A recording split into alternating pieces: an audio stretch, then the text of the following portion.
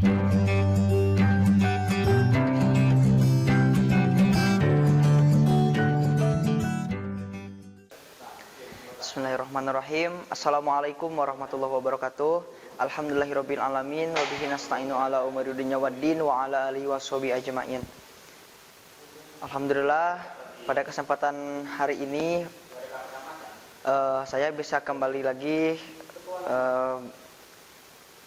untuk menerangkan atau untuk menjelaskan tentang pendidikan agama Islam kelas 10 semester 2. Terlebih dahulu, perkenalkan, nama saya Usep Suherlan.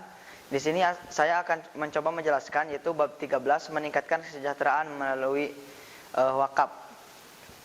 Pengertian wakaf. Menurut bahasa, wakaf berarti menahan, mencegah, dan menghentikan.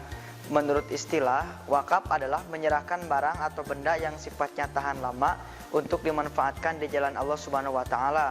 Contohnya tanah untuk dijadikan bangunan masjid, tanah untuk dijadikan madrasah. Contohnya misalkan kita berwakaf karpet, sejadah untuk menjadikan alas kita ketika melaksanakan sholat dan lain sebagainya. Selanjutnya, hukum dan dalil tentang wakaf. Hukum wakaf pada dasarnya jaiz atau diperbolehkan. Akan tetapi karena begitu pentingnya nilai wakaf, maka hukum wakaf sangat dianjurkan atau sunnah. Wakaf senilai dengan amal jariyah. Firman Allah Subhanahu wa taala, A'udzubillahi minasyaitonirrajim. Bismillahirrahmanirrahim. Lan tanalul birra hatta tunfiqu mimma tuhibbun wa ma tunfiquna min syai'in fa innallaha bihi 'alim. Artinya, kamu tidak akan memperoleh kebajikan sebelum kamu menginfakkan bagian harta yang kamu cintai, dan apapun yang kamu infakkan tentang hal itu, sungguh Allah Maha mengetahui. Quran surat Al-Imran ayat 93. Selanjutnya, syarat wakaf. Syarat wakaf mempunyai 3 syarat. Yang pertama, berlaku untuk semuanya dan tidak dibatasi waktu. Jadi wakaf berlaku untuk semuanya, untuk semua orang, tidak mengenal waktu. Seperti zakat. Zakat kan mengenal waktu, kita pada bulan Ramadan. Tetapi syarat wakaf tidak mengenal waktu, mau bulan apa saja, mau hari apa saja, mau malam, mau siang. Yang penting kita ada niat untuk mewakafkan sebagian harta ataupun apapun untuk diwakafkan. Yang kedua, tunai penyerahannya di saat akad. Jadi penyerahan wakaf, maupun wakaf tanah maupun wakaf barang apa saja, dilakukan secara akad. Yang ketiga, harus jelas kepada siapa barang tersebut diwakafkan, baik perorangan, kelompok, organisasi, badan hukum, dan lembaga-lembaga. Selanjutnya, rukun wakaf. Rukun wakaf ada 4. Yang pertama, orang yang berwakaf atau disebut al-wakif. Yang kedua, benda yang diwakafkan atau disebut mauquf. Yang ketiga, orang yang menerima manfaat wakaf, al-mauquf alaih. Dan terakhir, yang keempat itu lafaz atau ikrar wakaf. Jadi wakaf akan sah bila memenuhi rukun-rukun yang 4 ini. Selanjutnya, ketentuan harta yang diwakafkan. Yang pertama, segala benda yang bergerak atau tidak, tetapi zatnya dalam keadaan baik dan berfaedah. Jadi selama kita mewakafkan apa saja dalam keadaan baik dan berfaedah, apa saja kita bisa diwakafkan. Misalkan kita mewakafkan yang tadi disebutkan, misalkan kita mewakafkan tanah, mewakafkan karpet, mewakafkan lampu untuk dinyalahin di masjid, mewakafkan buku, dan lain sebagainya. Yang kedua, harta yang diwakafkan adalah milik sendiri.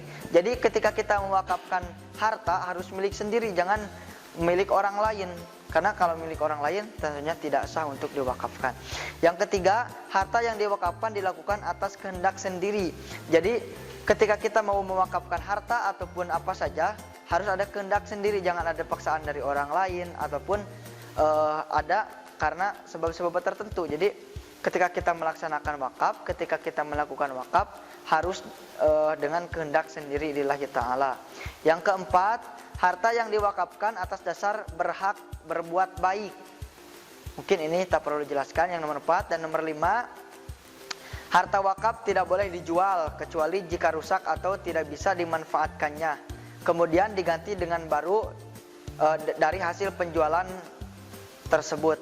Jadi ketika kita misalkan kita mewakafkan bangunan, tapi ketika bangunan tersebut sudah mulai roboh ataupun rusak ataupun lapuk, kita boleh misalkan bangunan tersebut dirobohkan lalu batanya diambil dan kemudian batanya itu dijual dari hasil pembongkaran itu, lalu hasil penjualan bata tersebut boleh kita dibelikan lagi kepada alat-alat yang baru atau bisa dibelikan kepada hal-hal yang bermanfaat lagi.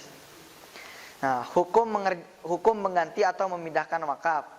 Di sini ada hukum mengganti dan memindahkan wakaf. Mengganti dan memindahkan wakaf pada dasarnya diperbolehkan asalkan memenuhi syarat sebagai berikut. Nah, di sini ada 2 syarat.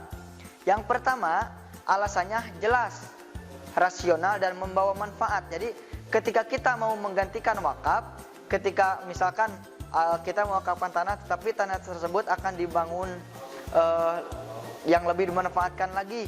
Nah, misalkan kita mau memindahkan wakaf tersebut, yang penting alasannya jelas, mau diapain, rasional dan membawa manfaat. Yang kedua, lebih membawa manfaat, bukan sangat bermanfaat dari sebelumnya.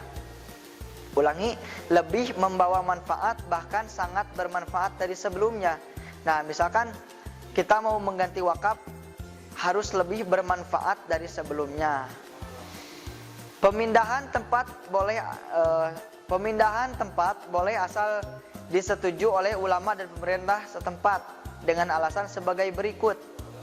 Nah, jadi misalkan kita mau membangun bangunan di atas tanah wakaf, tetapi tanah wakaf tersebut terpencil. Nah, boleh kita misalkan diganti atau ditukar dengan tanah wakaf di pinggir jalan. Nah, itu kan lebih efektif dan efisien, terjangkau oleh semua orang. Yang pertama, pemindahan tempat. Yang pertama, tidak sesuai lagi dengan tujuan awal wakaf. Yang kedua, ada kepentingan dan kemaslahatan umum yang lebih bermanfaat besar. Nah, seperti itu. Untuk selanjutnya, pentingnya wakaf. Pentingnya wakaf ada 4 bagian di sini. Nah, yang pertama, menjamin keberlangsungan suatu amal usaha umat, misalnya masjid. Nah, kita kan masjid itu bukan hanya sarana ibadah, tapi masjid bisa juga dimanfaatkan untuk sarana ukhuwah Islamiyah, berpidato, musyawarah. Nah, jadi kegunaan masjid itu lebih berguna untuk semuanya gitu, bukan untuk beribadah saja, bukan untuk sholat saja, tapi bisa dimanfaatkan tempat masjid itu untuk kepentingan-kepentingan yang lain yang lebih bermanfaat, yang menuju ke ukhuwah Islamiyah. Yang kedua, memperjelas status tempat atau lahan wakaf yang digunakan untuk kepentingan umat. Misalnya kita membuat SK tanah tersebut, membuat surah tanah tersebut, nah kan lebih jelas dan lebih kuat gitu. Yang ketiga, umat dapat mengambil manfaat wakaf tanpa mengurangi aset pokok dari wakaf tersebut. Dan yang keempat, pahala wakaf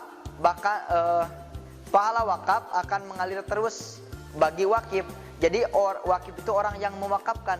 Ketika kita mewakafkan tanah untuk dijadikan masjid ataupun madrasah, nah selama masjid itu ada, selama masjid itu masih dipakai untuk ibadah, ganjaran tersebut akan terus mengalir meskipun orang yang mewakafkan sudah meninggal dunia. Selanjutnya, hikmah dari wakaf. Hikmah dari wakaf terbagi 4 bagian. Yang pertama, ganjaran wakaf akan mengalir terus-menerus selama benda wakaf itu masih berguna atau menjadi sedekah jariyah. Misalkan kan pahala yang akan mengalir ke alam kubur meskipun kita sudah meninggal dunia ada 3. Yang pertama, sedekah jariyah. Yang kedua, anak yang soleh. Yang ketiga, ilmu yang bermanfaat. Yang kedua, dari hikmah wakaf adalah generasi baru dapat memanfaatkan peninggalan masa lalu demi kemajuan pembangunan. Nah, misalkan kita mewakafkan tanah untuk masjid, bisa masjid itu bermanfaat lagi, lebih manfaat lagi dipakai dengan anak kita ataupun saudara-saudara kita. Nah, lebih bermanfaat lagi ketika harta yang kita punya diwakafkan. Yang ketiga, dapat mengurangi kemiskinan dan kebodohan umat. Nah, ini sangat masuk akal dari hikmah wakaf tersebut. 4, Dengan wakaf, benda-benda bersejarah dapat terpelihara dan terhindar dari kerusakan. Nah, misalkan kita mewakafkan sesuatu apa saja dari harta kita, mungkin di kemudian hari bisa dimanfaatkan dan lebih bisa diurus lagi oleh orang-orang yang mengurus wakaf tersebut. Mungkin sekian yang bisa saya sampaikan. Mudah-mudahan ada manfaatnya untuk kita semua. Kita dapat mengamalkan dalam kehidupan sehari-hari dan kita lebih meningkatkan lagi harta, maksudnya kita lebih memanfaatkan lagi harta yang kita punya untuk diwakafkan ke jalan yang lebih baik lagi. Sekian yang bisa saya sampaikan. Wassalamualaikum warahmatullahi wabarakatuh. Kunjungi sosial media lainnya seperti website kami di pkbmalkata.com, Facebook PKB Malkata Mananjaya, Instagram PKB Malkata _official. Dan terima kasih telah klik video ini. Jangan lupa like, comment, share, and subscribe untuk menunjukkan dukungan kamu terhadap channel ini. Enjoy the video PKB Malkata.